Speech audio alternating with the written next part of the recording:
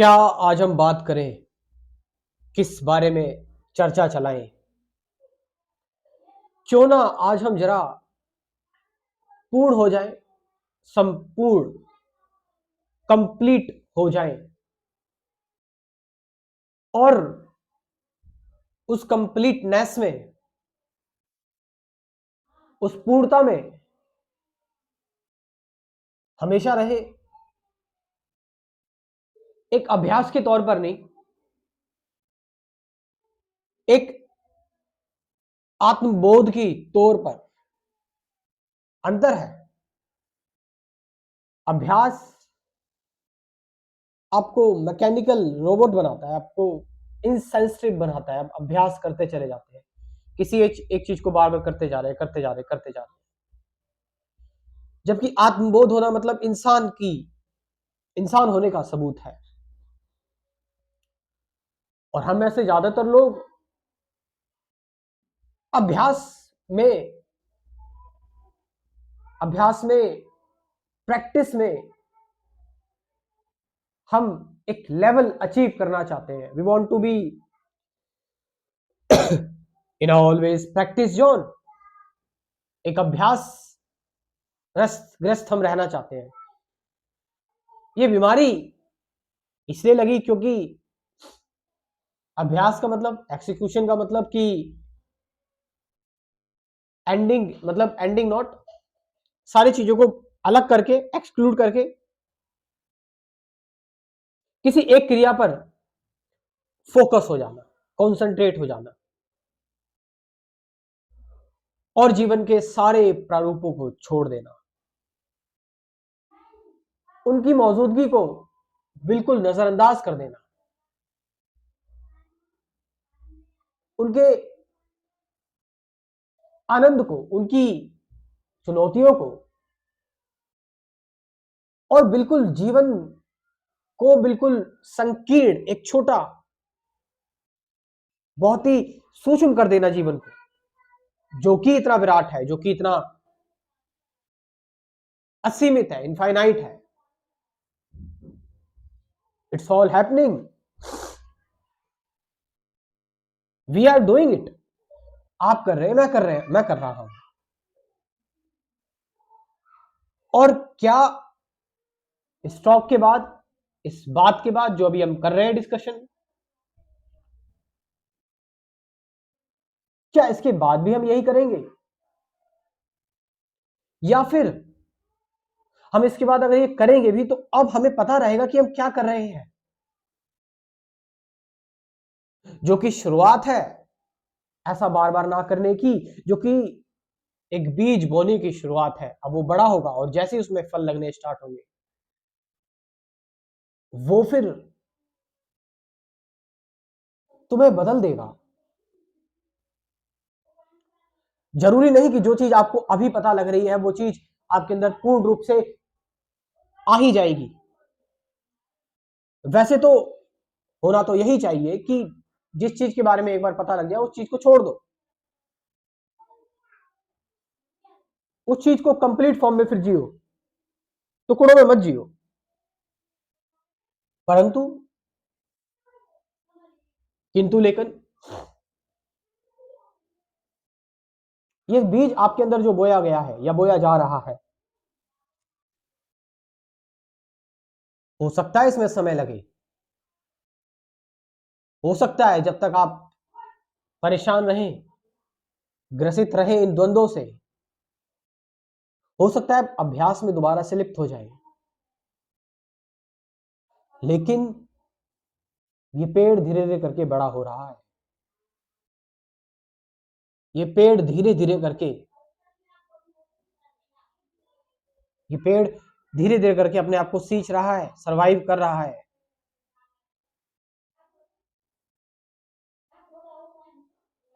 As it grow older,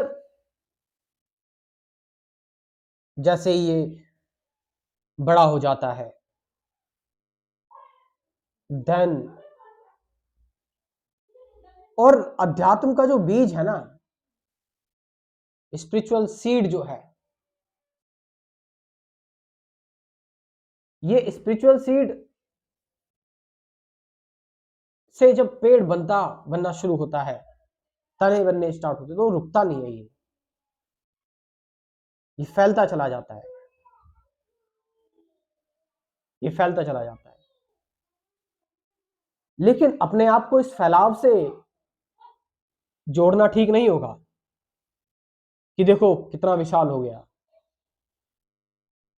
अगर शुरुआत में इस बीज को तोड़कर देखा जाए, काटा जाए, तो उसमें शून्य ही मिलेगा तुम्हें,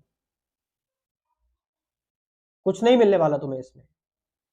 वही इसकी सच्चाई है, वहीं से सब कुछ आया है। ये जो अपने आसपास तुम देख रहे हो, ये शून्य का ही प्रदर्शन है कि शून्य कैसे जुड़ जुड़कर एक विशाल चीज बना देता है। ये गाथा है शून्य की, ये ऊर्जा है शून्य की। ये शून्य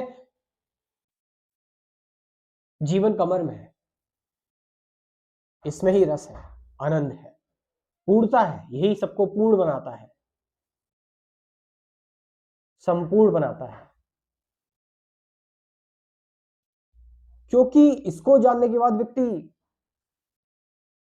फिर जो भी हो रहा है उसको लेकर उसके पास सजग रहने का, अवेयर रहने का फिर कोई बहाना नहीं रहता, वो अवेयर रहेगा ही। क्यों? क्योंकि वो शून्य हो चुका है, वो उसमें स्थिर हो चुका है, उसकी आंख जग गई है, वो नींद से जाग चुका है। अब वो हर चीज में शून्य देखेगा, हर कार्य में शून्य देखेगा, हर कार्य को शून्य की तरह करेगा, उसको हर चीज शून्य दिखाई देगी। और यस, मैं आपको एक चीज बता के चलूं, इट्स नॉट नाइलिज्म और नीलिज्म। ये नीलिज्म नहीं है कि जीवन का कोई उद्देश्य ही नहीं है, कोई मीनिंग ही नहीं है, कोई पर्पस ही नहीं है। जीवन खुद एक मीनिंग है। और इस मीनिंग को हर पल जीना, जो बदलती हुई मीनिंग बार बार चल रही है, उस रोल में दोबारा से एडजस्ट हो जाना, ये जानते हुए कि सब कुछ शून्य है, फिर भी हर चीज का स्वाद चखना, ये जानते हुए भी कि जो तुम खा रहे हो वो एक दिन कल सुबह मल में रूपांतरित हो ही जाएगा, अगर तुम खाते हो। मगर तुम नाइलिस्टिक तरीके से देखो, जो तुमने कंसेप्ट अपने अंदर जड़ लिए हैं, घुसा लिए हैं, वो कंसेप्ट, या कहे तो तुम्हारी आदत सी बन गई है रोने की। तुम जो भी खा रहे हो, अच्छा बुरा, वो मल में रूपांतरित तो होगा ही होगा, होना ही है। लेकिन इसका मतलब ये नहीं कि तुम खाओ ना, यही है जीवन।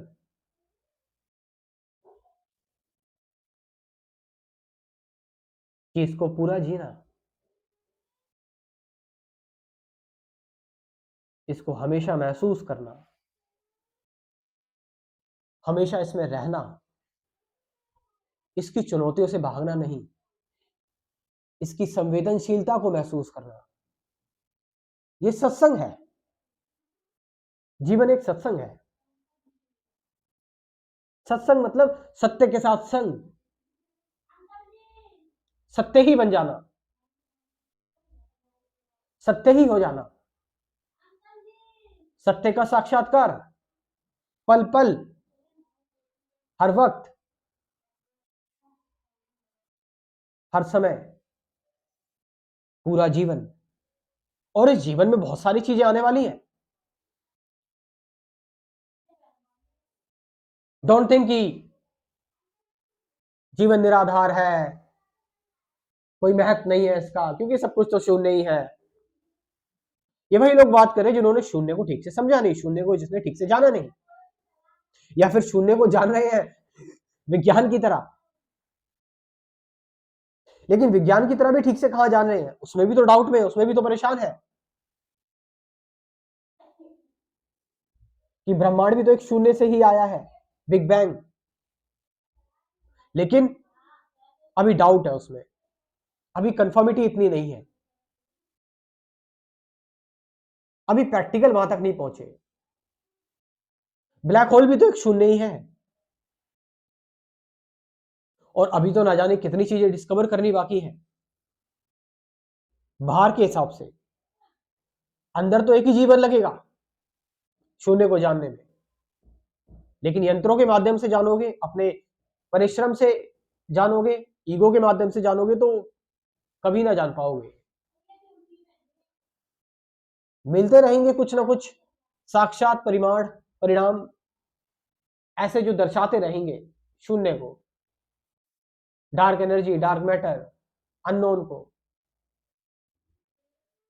बट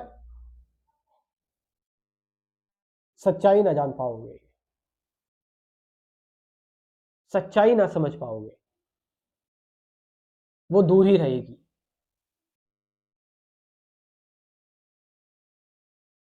और एक व्यक्ति जो शून्य को समझ चुका है, शून्य को जान चुका है,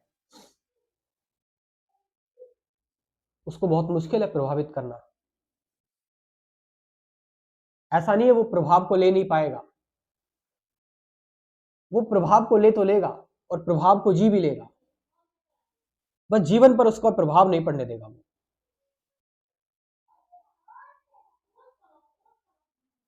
वो एक पानी की तरह हो जाएगा व्यक्ति।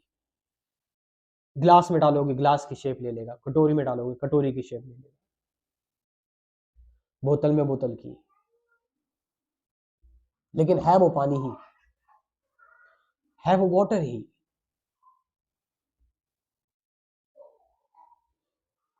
इस चीज को महज शाब्दिक तौर पर ना समझा जाए और ध्यान में रहते हुए ही इसको देखा जाए। ये ध्यान ही चल रहा है, ये सत्संग ही है,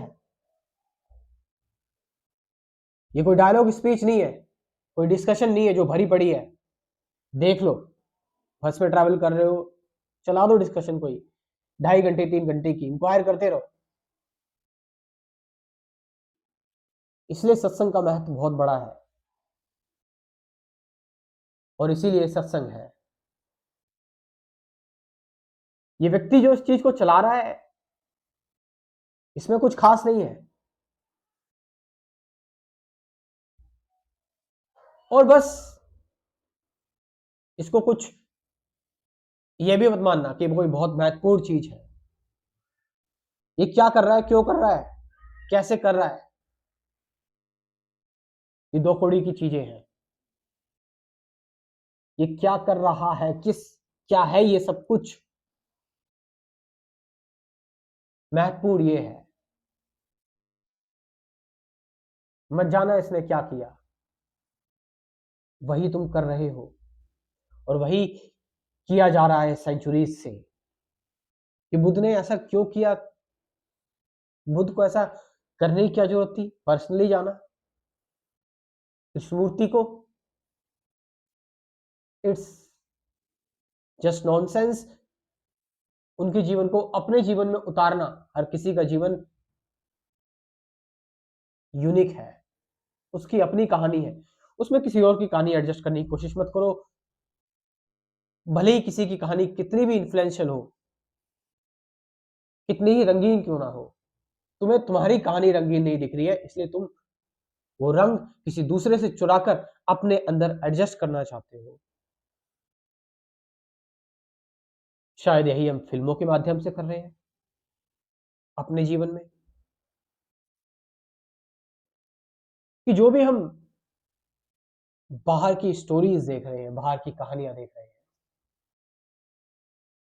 हमारे अंदर कुछ फेक मोरल्स बने हुए हैं, नैतिकताएं, गलत सही की धारणाएं, कुछ ऐसे भ्रम, कुछ ऐसी बातें जो हमें एक्सपोज होने से रोक देती है। हमारा पूरा एक्सपोजर नहीं हो पाता, बंद के रह जाते हैं, प्रिटेंड करते हैं, नाटक करते हैं। And this makes us limited. और ये चीज हमें एकदम से सीमित कर देती है, और इस सीमितता में हम अपना पूरा जीवन गुजार देते हैं। वो जीवन जो बहुत ही ज्यादा, वो जीवन जिसमें ना जाने कितनी संभावनाएं हैं, वो जीवन जो अनंत है, विशाल है। हर किसी की अपनी एक यात्रा है। यात्रा चाहे कैसी भी हो, अच्छी हो, बुरी हो, बड़ी हो, छोटी हो, निकली वो शून्य से ही है, आधार उसका शून्य ही है। अब तुम उससे जितना मर्जी इन्फ्लुएंस हो जाओ, उसकी बनावट से, एक छोटा सा मकान बना, एक बड़ा सा मकान बना है, उसकी बनावट तुम्हें अच्छी लगेगी, आकर्षित, तुम्हें आकर्षित करेगी, लेकिन वो बनावट आई भी कहां से, ये तो पता लगाओ। वो बनावट असली है या बस खड़ी कर दी गई है ऐसे ही, इसलिए तुम्हें असली लग रही है वो। उसकी असलियत भी तो क्या है, ये भी जानना जरूरी है। बहुत इंटेलेक्चुअल, बहुत बड़ी चीजें, बहुत बड़ी बड़ी क्वायरीज पड़ी हुई है, घंटों की किताबें लिखी जा चुकी हैं। जाओ ढूंढो, सर्च करो, पढ़ो उनको। न जाने कितनी बनावटें हैं, समझ लो उनको, ताकि तुम्हें पता लगे कि जो भी मैंने करा, जो भी मैंने पढ़ा, जो भी मैंने समझा,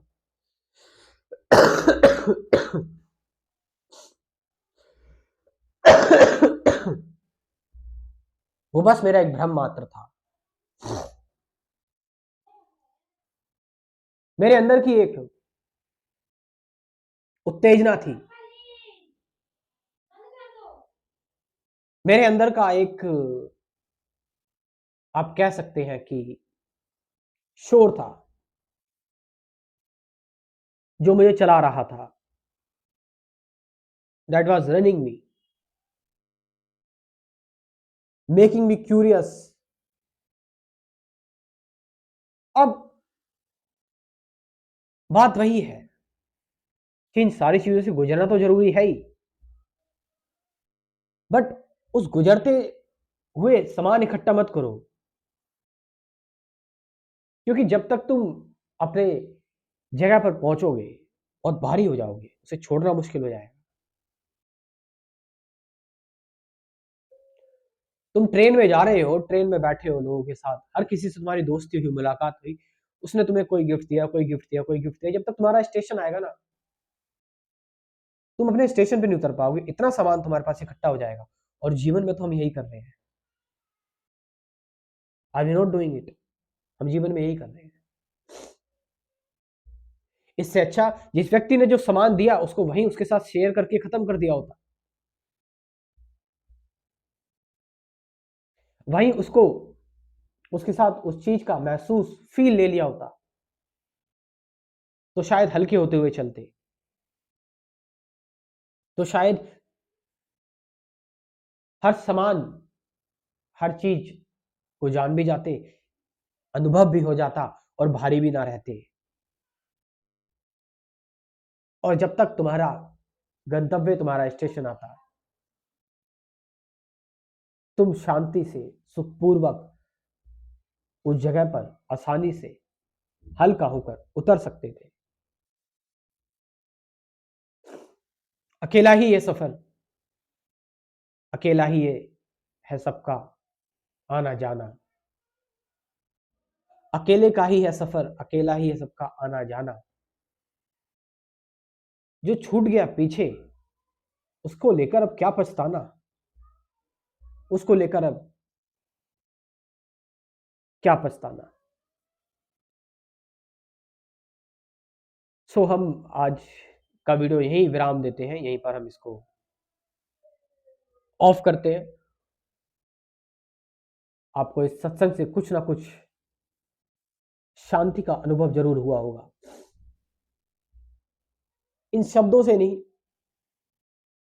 इन शब्दों से निकली हुई शांति से। और जो लोग मेरे से जुड़ना चाहते हैं या फिर कुछ बेसिक चीज समझना चाहते हैं, वो मेरा कोर्स ज्वाइन कर सकते हैं, क्रैश कोर्स। इस क्रैश कोर्स में कुल 24 वीडियोस हैं। वही चीजें हैं जो सत्संग के दौरान आपके दिमाग में आए तो आप उनके चक्कर में ज्यादा ना पड़ो। विचार क्या है, वर्तमान क्षण क्या है, सत्य क्या है, ध्यान क्या है, अवेयरनेस क्या है, ऑब्जर्वेशन क्या है, ये कुल 24 वीडियोस हैं। 50 से ज्यादा ध्यान की गाइडेड मेडिटेशन की वीडियोस है। इसके अलावा 24 वीडियोस तो ये हो गई। You can join this crash course. WhatsApp number है 9773529489। डिस्क्रिप्शन में भी दे रखा है व्हाट्सएप नंबर, वहां पर जाकर आप इस क्रैश कोर्स को ज्वाइन कर सकते हैं। Thank you very much.